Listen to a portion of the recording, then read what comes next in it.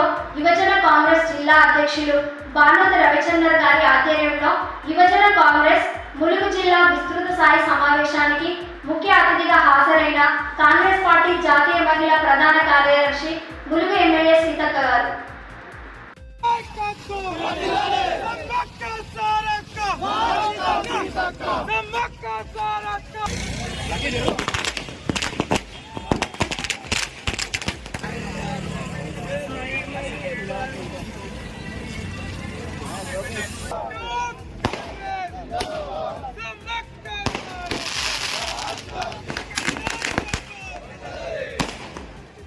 సామాన్యం దగ్గర కూడా ఏమున్నది ఆయుధం అంటే ఎంత పెద్దోడైనా ఏ మంత్రి అయినా ఏ ముఖ్యమంత్రి అయినా ఎవరైనా వచ్చి నీ దగ్గరకు వచ్చి నీ ఓటు అడగాల్సిందే. ఆ ఓటును కరెక్ట్ గా వినియోగించాల్సిన అవసరం అనేది ఉంది. కాబట్టి ఈ రోజు ఎలక్షన్లు వచ్చినాయంటే మరి వాళ్ళే గంగిరెద్దులు లెక్కొత్తారు. నేను కాదు, నేను 24 గంటలు ప్రజల మధ్య ఉండేదాన్ని, ప్రజల కోసం ఉన్నా.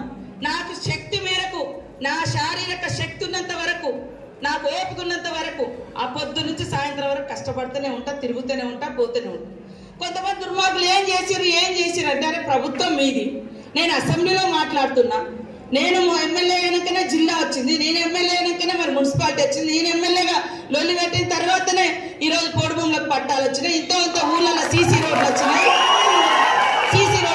ఇళ్ళ గురించి కానీ మరి అనేక రకాల స్కీముల గురించి కానీ అసెంబ్లీలో నేను మాట్లాడుతున్నా. ప్రభుత్వం నీ చేతిలో ఉంది. నువ్వు సంతకాలు పెట్టకుండా ఆపేసి ఏం చేసింది అంటే నేను తిరుగుతున్నా, తిరిగిన ప్రతి సబ్జెక్టు తీసుకుపోయి మంత్రులు అయితే మంత్రులు, కలెక్టర్ అయితే కలెక్టరు, పైన ఇంకా ప్రిన్సిపల్ సెక్రటరీస్ కావచ్చు, కమిషనర్స్ కావచ్చు, అందరి దగ్గరికి వారం రోజులు తిరిగినంటే 2 రోజులు హైదరాబాద్లో అన్ని ఆఫీసులలో పోతుంది.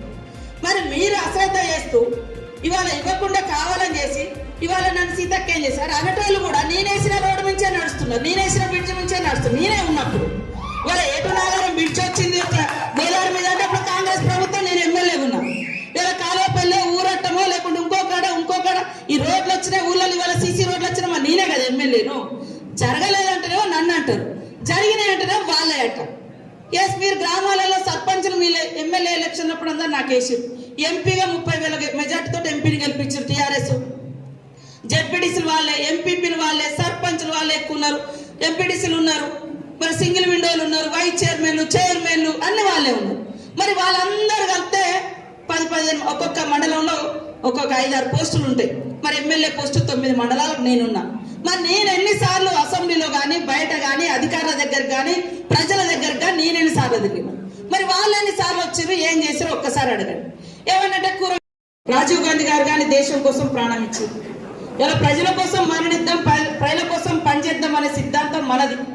కానీ ఓట్లప్పుడు కనబడదాం, ఉన్నది లేని పంచుదాం, అవసరమైనంత తర్వాత దోసుకుందాం అనేది వాళ్ళ సిద్ధాంతాలు. కాబట్టి దయచేసి నిరుద్యోగ యువత ఎక్కువ నష్టపోయిందంటే ఇవాళ నిరుద్యోగ యువకులే. యూనివర్సిటీలలో నిన్నగాక మొన్న కాకతీయ యూనివర్సిటీలో పిల్లలు చదువుకున్న వాళ్ళకు మార్కులు వచ్చిన వాళ్ళకి అడ్మిషన్ ఇవ్వలే, వాళ్ళకి దగ్గర ఉన్న వాళ్ళకి ఇచ్చారు పిహెచ్డీలో. రేవంత్ రెడ్డి కూడా వచ్చిండు. కాబట్టి ఇవాళ అన్ని అవకతవకలే ఉన్నాయి. తమ్ములారా, మీరందరూ గ్రామాలలో చైతన్యం చేయండి. ఇవాళ ప్రతి ఊరికి నేను తిరుగుతున్నా, ప్రతి సమస్య నేను ప్రభుత్వానికి తెలియజేస్తున్నా. కానీ రాబోయే కాంగ్రెస్ ప్రభుత్వంలో 100కు 100% ఊరు వాడ పల్లె తెలిసిన వ్యక్తిగా ఈ ప్రాంతాన్ని అభివృద్ధి చేసుకునే అవకాశం నాకు మరొక్కసారి ఇవ్వండి. ఇవాళ ఈ ఊర్లలో కూడా రోడ్ వచ్చినా, బ్రిడ్జ్ వచ్చినా, లేకుండా ఇంకోటి వచ్చినా నేను పోయి అందరు మంత్రులను కలుస్తున్నా. వాళ్ళు సంపూర్ణంగా ఇవ్వకుండా మోసం చేస్తే ఎమ్మడి పడుతున్నా, అసెంబ్లీలో మాట్లాడుతున్నా, బయట మాట్లాడుతున్నా. ఇలా ఏం చేసింది అనేటోళ్ళు వాళ్ళు కూడా 5 ఏళ్ళ నుంచి మరి అధికారంలో ఉన్నారు. జెడ్పీటీసీలు, ఎంపీపీలు, వైస్ ఎంపీపీలు వాళ్ళు ఉన్నారు. మరి వాళ్ళు ఏం చేశారో ఒక్కసారి అడగాల్సిన అవసరం ఉంది. కరోనా వస్తే చచ్చిపోతే తల్లిదండ్రులు పిల్లలు కూడా రాకుండా మేము తీసినాం. వాళ్ళు ఆయనకు వచ్చిందో లేదని ఆక్సిమీటర్లు పెట్టి చెక్ చేసినాం. మేము బాగలేదండి, ఇదే కాశీనాథపేటలో ఒక అన్నకు ఆయన ఆక్సిజన్ లెవెల్ పడిపోతుంటే మేము ఇల్లు పోయి బియ్యం ఇచ్చుకుంటా, కరోనాలో వచ్చిన వాళ్ళు చూసుకుంటే ఆక్సిమీటర్ పెట్టుకుంటూ చూసినాం ఆక్సిజన్ లెవెల్ ఎంత ఉందో. ఆయన పడిపోతుంది, ఇంకా 80కి వచ్చింది, ఇంకా 70-60కి వస్తే కథం అని వెంటనే చెప్తే ఇదే చాందపాష్ అన్న మరి అక్కడటువంటి సర్పంచ్ గారు అందరు కలిసి తీసుకుపోయి మరి నర్సంపేటలో జాయిన్ చేయడం జరిగింది. ఆయన బతికిడు కదా. అటు 100 మంది పోలీసులు, ఇటు 100 మంది పోలీసులను పెట్టుకొని కలవడానికి చూడడానికి వచ్చిన జనాన్ని కూడా నెట్టేసుకుంటూ పోవాలి. నా దగ్గర ఎవరైనా నెడితే నేను వెంటనే ఆ నెట్టిన మా గన్మేనో లేకుంటే నెట్టిన పోలీసులను మేము పక్కా పెడతాం, కానీ వచ్చిన వాళ్ళని దూరం కొట్టాం. అది మా సిద్ధాంతం, అది నా విధానం, అది నా విధానం. ఎందుకంటే ప్రజల నుంచి వచ్చిన వాళ్ళం, ప్రజల కోసం పనిచేసేవాళ్ళు. ఇది నా లైఫ్ బోనస్ లైఫ్. ఇది ఈ జీవితము ఎప్పుడో 16 ఏట ఈడ 10వ తరగతి అయిపోయిన తర్వాత 16 ఏట నుంచే ఈ ప్రాంతాలన్నీ అప్పుడు తిరిగినప్పుడు అడవులలో తిరిగినప్పుడు ఇంకా జీవితము త్యాగం చేయడానికైనా పోయినాం. సరే బయటకు వచ్చినాం. ఈ లైఫ్ కూడా ఎట్లుండాలి, జనానికి ఉపయోగపడాలని, జనానికి ఉపయోగపడే లైఫ్ కోసమే మేము తప్పిస్తాం తప్ప ఇంకొకటి కాదు. కాబట్టి ఇవాళ ఎమ్మెల్యే సీతక్క అంటే ఒక గుర్తింపును నాకు వచ్చింది మీ ద్వారా. అదే ఈ గుర్తింపును నా నియోజకవర్గ ప్రజలకు కష్టానికి నష్టానికి ఇబ్బందులలో ఉపయోగపడాలని ఎవరిని సహకారమైన గవర్నమెంట్ ఇవ్వకుండా అడగచ్చైనా నేనేదో పంచుకుంటాను. 100 యూనిట్లు కరెంటు ఫ్రీ ఇళ్ళల్లో, చేన్లకు 24 గంటలు ఎట్లా ఉంది మన కాంగ్రెస్ పార్టీది, కానీ ఇళ్ళల్లో కూడా ఫ్రీ కరెంట్ ఇవ్వడం. అదే విధంగా రైతులకు కూడా మరి 15,000 మరి రైతు బంధు, అదే విధంగా కౌలు రైతులకు కూడా 12,000, ఏ భూమి లేనటువంటి వాళ్ళకు కూడా వాళ్లకు 12,000 రూపాయలను ఉపాధి హామీ కార్డు మీద నెలకు మరి సంవత్సరానికి 12,000 రూపాయలు ఇవ్వడం జరుగుతుందని కూడా ఈ సందర్భంగా తెలియజేస్తా ఉన్నాను.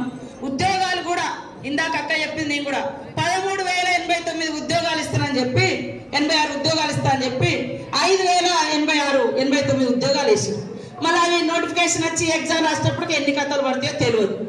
కాబట్టి మీరందరూ కూడా ఇక్కడికి చాలా పెద్ద ఎత్తున తరలి వచ్చారు. వర్షం పడుతుంటే ఒకానొక దశలో మీటింగ్ కూడా క్యాన్సిల్ చేద్దండి. ఒక 10 సంవత్సరాల నుంచి బీఆర్ఎస్ పేరు కూడా తీసేసుకున్నారు వాళ్ళు. తెలంగాణ అన్నారు, తెలంగాణ పేరు కూడా తీసేసారు. ఇప్పుడు